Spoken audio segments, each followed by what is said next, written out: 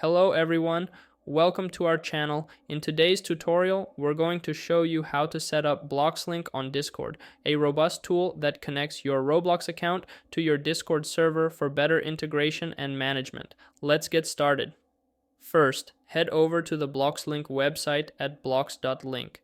This is the central hub where you'll start the integration process. Once you're on the site, click on the Sign in with Discord button located at the top right corner.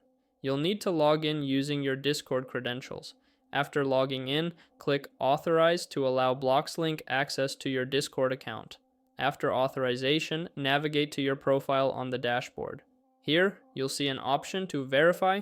Click on it and you'll have the choice to verify your Roblox account either by logging in directly, joining a verification game, or using a code verification method. Choose the one that suits you best. Next, manage your servers by selecting Manage Servers from the dashboard. Choose the server where you want to add Bloxlink. You will be shown all the permissions required by Bloxlink. Review and confirm these, then click on Authorize and complete any necessary CAPTCHA to confirm you're human.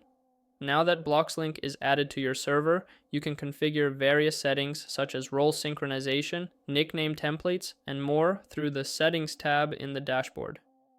Here, you can enable or disable features like prompt message deletion or command auto deletion. And that's it. You've successfully set up Bloxlink on your Discord server. This tool will help streamline interactions between your Roblox and Discord communities. If you found this tutorial helpful, please like and subscribe to our channel for more tutorials like this. Thanks for watching.